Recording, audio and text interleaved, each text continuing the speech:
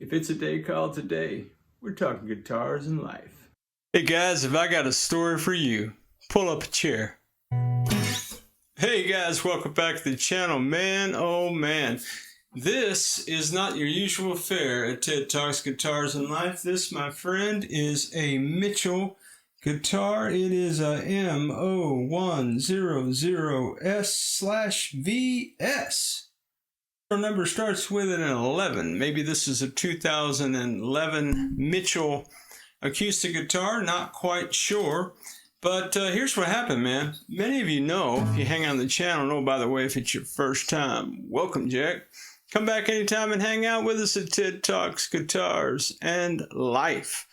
Well, I have a little ad that runs in Marketplace. Basically says I buy neglected, abused, jacked up guitars, and I have a YouTube channel, and I like to buy, very inexpensive guitars, cheap, and try to fix them up and turn them into rock and roll machines. Well, I had a guy contact me, and he said, do you fix guitars?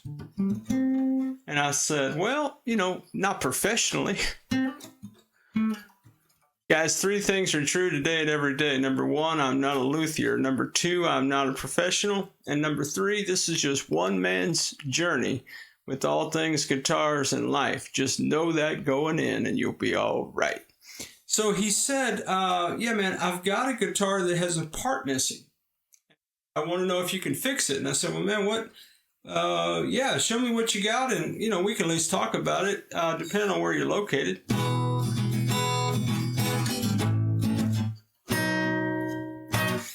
And anyway, he was local to my area, and he sent me a picture of this guitar. This guitar is missing a peg and a string. Okay. And so he said, I wonder if you could fix that for me. And I said, well, man, what you're going to need is you're going to need to buy a peg right here for an acoustic guitar that goes to the bridge, holds the string in place, and you're obviously going to need that 6th string. And yeah, man.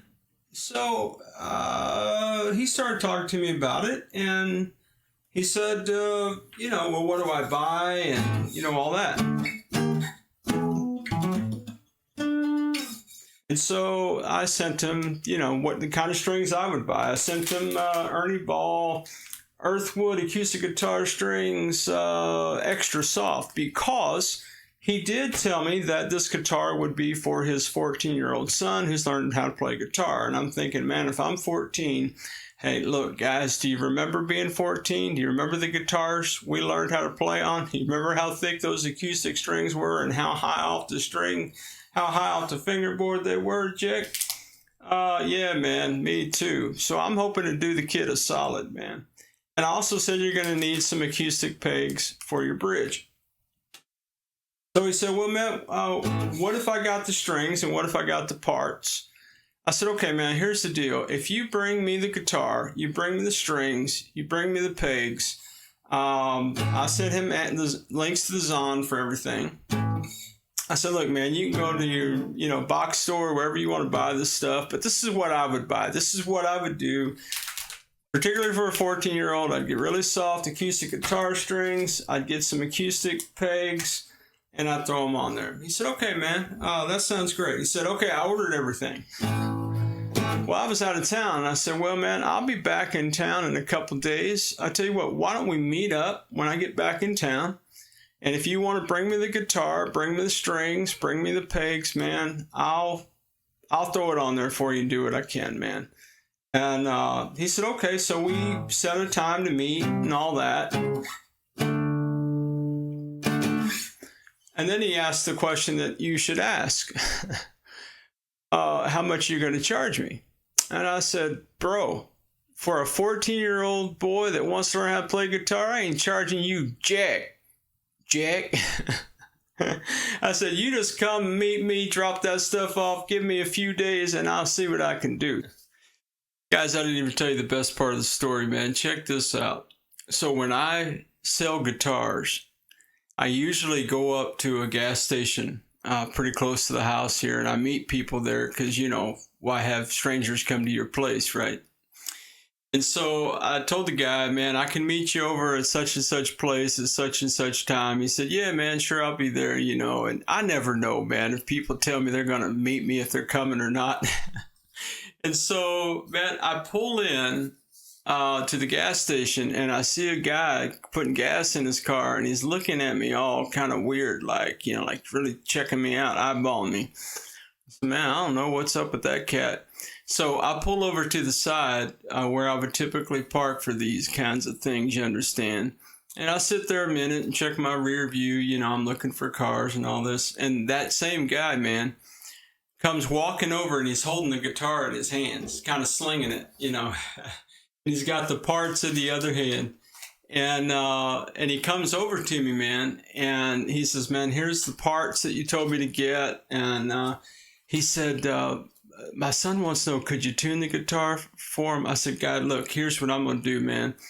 I'm going to check the guitar out. If I can fix it, I'm going to fix it, and then I'm going to fix it up. I'm going to make it as clean as I can get it in all respects that that implies, playability and all. And, yeah, man, so the guy just says, okay.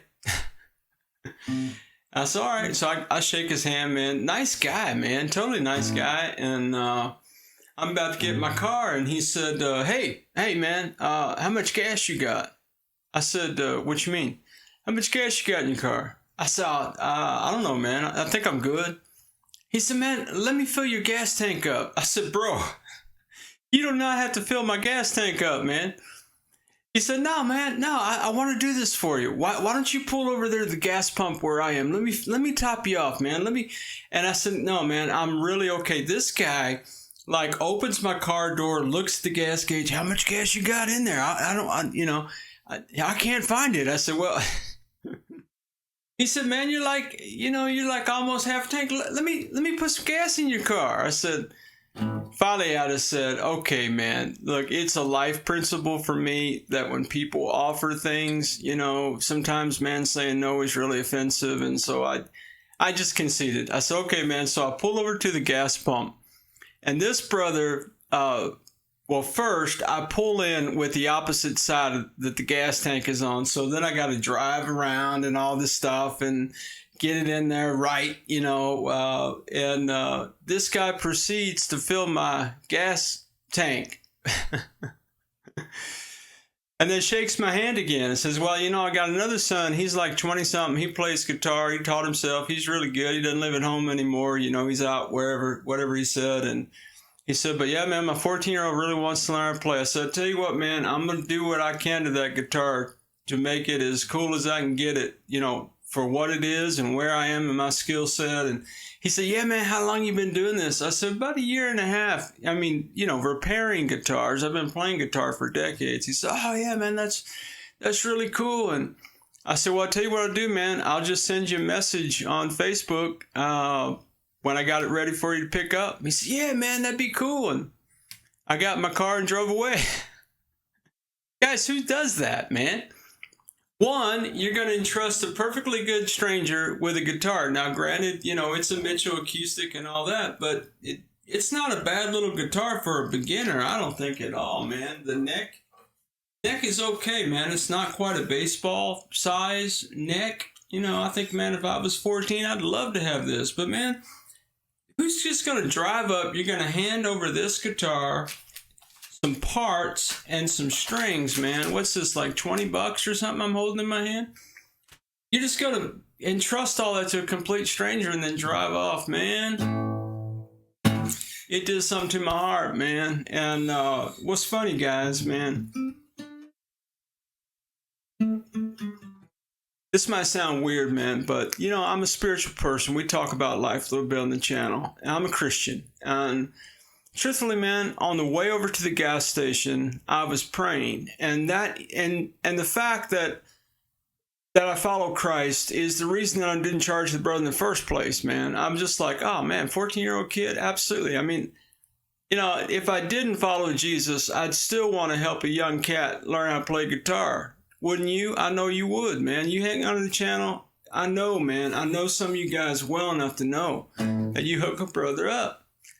So I got in the car, man. I was praying on the way to the gas station. Okay, Lord, I know this is just a silly, guitar thing, but man, Lord, if there's anything I can do to be a blessing to somebody. And sure enough, that joker turned around and blessed me, man. Filled my gas tank up and gave me a guitar to work on, gave me some content for the channel, and allowed me to tell you guys one of the coolest stories to date at TED Talks Guitars and Life, man. So, my friends, we're going to go under the hood in a minute of the Mitchell acoustic guitar, and we can tell straightway that this action is super high, man. That's probably pushing 5-6 mil off that fret, and so hopefully the truss rod works. We will be checking that as first order of business, you understand.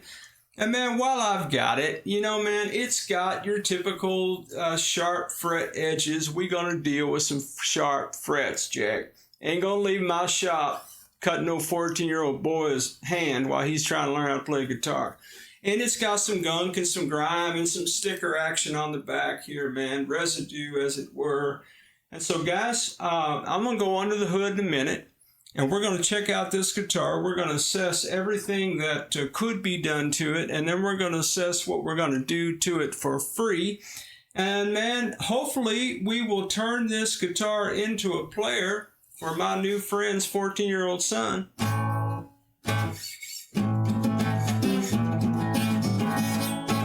These strings are so old, they're black. It's really wild. Maybe they were bronze to begin with. I don't know, man, but they are super rusty.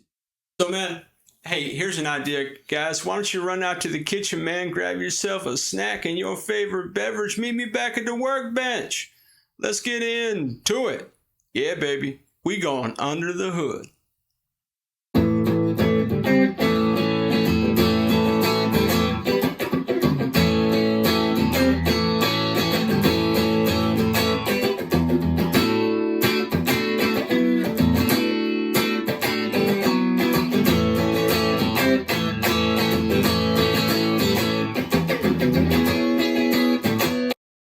All right, my friends, we are back at the workbench, and I do apologize. I have lost some footage, man. Man, we were chatting it up. We laughed, we cried. I told a killer story or two, Jack. Y'all were laughing and having a good time, and then I realized I lost all that footage, man. So we're going to go in kind of after the fact on some of this. You can tell I have copacetically cleaned the guitar. I did find underneath some of that gunk on the back of the neck, that sticky stuff, were several indentations in the back of the neck here that I could get my thumbnail in there really easily. And I think if you're going to be sliding up and down the neck, you might feel it. If you're going to play cowboy chords, you'll never even know it's there. But I may be able to build that up with something. That remains to be seen. So I did clean everything but the fingerboard. I'll show you a couple things about the fingerboard in just a few moments. So the great news is that this does have a functioning truss rod, and that functioning truss rod happens to be a 4mm truss rod. However, this one is too long, and so I used this one, which was in my Allen key little toolkit here that I keep handy for such occasions as this. 4mm truss rod, working truss rod for the win, guys. We got that going for us. Interesting thing about these tuners, these are actually closed back tuners. They're not those old diamond tuners. They don't seem to have a lot of slack in them. This one's kind of loosey-goosey, but we'll put it under string tension and we'll test the tuners. And if I need to recommend to my friend that he invest in some tuners for his son, we can do that down the road. The poles in the machine heads are, that one's super loosey-goosey. The rest are mildly loose. The low E is probably the most stout one that we have going for us, so that's a good thing. I did remove the 5 strings that were on the guitar. I did chunk those. They were so old they were black with rust and debris and stuff like that there.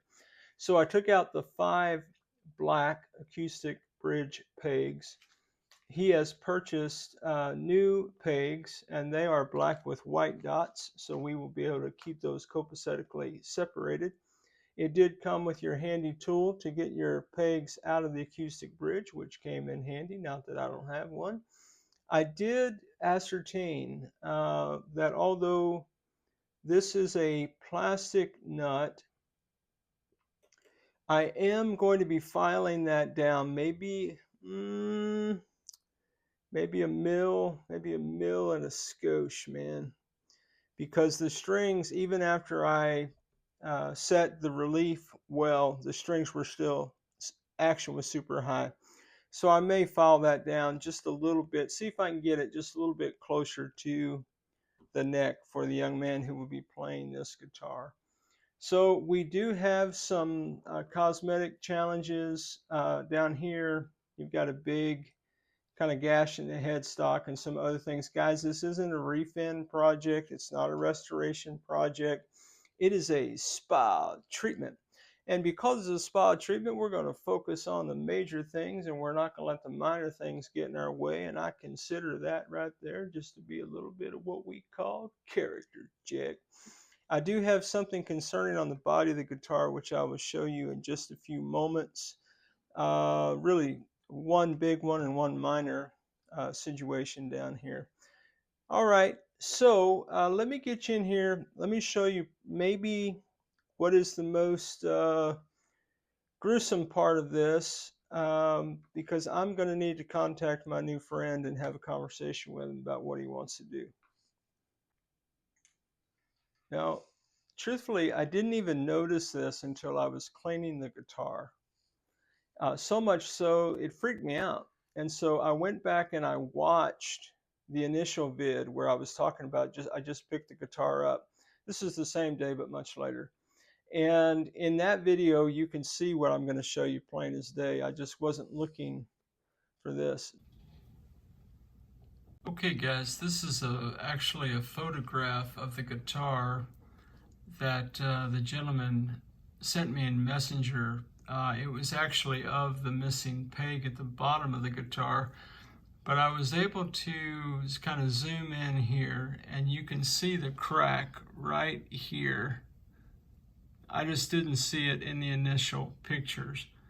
And then if you look at the video, when I just got the guitar home, you can tell there's your crack right there. So the crack was there the whole time. I just didn't see it until I was cleaning the guitar and looking more closely in the under the hood. Guys, that's the importance of doing the under the hood vids. I mean, I know that we all have different things that we're doing, and we don't have a lot of time to watch that kind of stuff, but this is the beauty of really taking a good look at what you're working on, whether you've purchased it or whether you're working on a guitar for someone, trying to slow down to see the details. So that's the value of under the hood. But there is our crack that was there the whole time. There is a crack in this guitar body right there. I don't think it's coming out because of the lighting in here. Let me get a flashlight or something. Or maybe I can move you over. Let me move you over here. What if we do that? Yeah, there you go. You see that crack right there? Guys, that is protruding a little bit. In fact, when I took my rag and I was cleaning the body of the guitar, the rag got caught in that crack. It also, by the way, all of these frets had cloth under them. I mean, these are so sharp up here, man. I don't think it's going to cut plastic or anything. Oh, yeah, sure enough. Anyway, we're going to deal with the frets. So I do have some black glue boost that I could put in here. I just don't want to fall into a refin thing where if I put glue, CA glue or black glue boost in there, that I've then got to take a sandpaper to it or some, razor blade to get the excess off. I don't know, man. That could end up looking worse, although it would be more repaired. I don't know how damaging that crack is. I don't think it goes all the way through the body of the guitar. So I'm going to be reaching out to my new friend and just saying, hey man, I've got this crack here in this guitar body. Do you want me to attempt to do some repair to it, or do you want me to focus on the task at hand? And the task at hand, my friends, if you recall, is to put these, replace the one peg and put new strings on it. However, I'm going to put all the pegs in. I'm going to replace all the strings. I'm going to deal with these sharp fret edges so that the young man who ends up with this guitar and Jack is going to be able to have a good instrument to learn and to grow on. So the other thing that I noticed about the body is that this pick guard is kind of a what looks to be a peel and stick kind of pick guard. You can tell that the sticky is outside of where the pick guard itself goes. That's just a cosmetic thing. It's not a big thing. You probably can't even see that from the 22nd row, but I'm just pointing it out because this is under the hood. And what we do in under the hood videos is we go under the hood and we talk about the guitar and we assess things. Interestingly, this guitar has a plastic strap button here.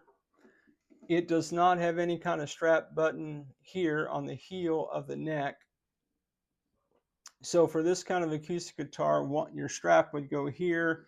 And then on an acoustic guitar strap, it always has strings on the end of it. And that's so that you can put the string, the guitar strap string under the guitar strings up against this nut right here, tie it off really good, and kind of do your little picking and grinning that way. So outside of this crack, there is another minor crack right here that I can get my fingernail in as well. So I'm just going to have to talk to my new friend and see what he thinks about all this. There's some other kind of cracking here. So this guitar may last a while. It may not. And so I don't know how much of a time investment for me. That's really not a big deal. I've got time to help a young brother who wants to learn how to play guitar. Man, I got nothing but time for that. However, that being the case, I don't know the longevity of the guitar in its entirety. It is a pretty guitar. I got to looking at it on the back. It is very pretty. Again, there are dents and dings, and guys, we're not doing cosmetics. I'm not worried about cosmetics, even where the crack is. My concern is not the cosmetic problem here. My concern is potentially a structural issue. So I think it'll be all right, even if I didn't do anything with it. I'm pretty sure, man, that if I just put on the new strings with the pegs and gave it back to the guy, he'd consider that a job well done. But you know me, guys, I can't let the guitar come to the shop and not deal with these sharp fret edges, man. I just can't. So I'm going to, even though it's not my guitar, I'm going to take the risk and do the work, and hope that we don't jack anything up in the process. Nah, it'll be all right, man. All right, so the guitar frets, they do have some wear on them. I don't think that it is indented at all. I think that's just wear. However, I will, after we level, well, we've got to check to see if we have unlevel frets. After we do that, if we have unlevel frets, we may have to do a fret leveling anyway. If not, then I will at least take some polishing elements and polish these frets up really good. And again, I would deal with the sharp fret edges. And once I clean them up, maybe we won't see those marks anymore. And sure enough, it will just be kind of indented in some way. Again, the surprising thing is that the nut was cut really well. I held down the third fret and I did that tappy test right here, and they were all copacetic like, man. So yeah, I think if I just file this down a little bit, it'll lower the action overall. We've got a lighter gauge string. We'll deal with the frets, and the young man should be well on his way to learning how to play guitar with an instrument that will serve him well as long as it holds up. All right, guys. Well, man, in the video coming up, we will tackle the frets of this guitar neck. I will know by then what my new friend wants to do with the cracking in the body of the guitar. The question is, attempt to repair it, don't attempt to repair it. Put CA glue in it or don't put CA glue in it is really what I'm saying. And yeah, man. So guys, I really appreciate any time that you spend with me on the channel, man, even if it's just a moment of your time to hang out with me and talk about guitars and life. Jack, what is better than that, my friends? What could be better than that? And hey, man, special thanks to the Jack Pack, man, those who are members of the channel. I appreciate all of your support and all of your encouragement along the way. And guys, you don't have to be a member of the channel for me to appreciate you. And I appreciate you so much. Just know if you spend any time at all with me on this channel, I consider you a Jack. Well, guys, that's going to do it for this one. Man, you guys are the best. As always, wherever you are in your guitar journey, man, I pray it's a long, smooth, safe, joy-filled ride for you, Jack. Rock on with your best selves, everybody. Catch you down the road.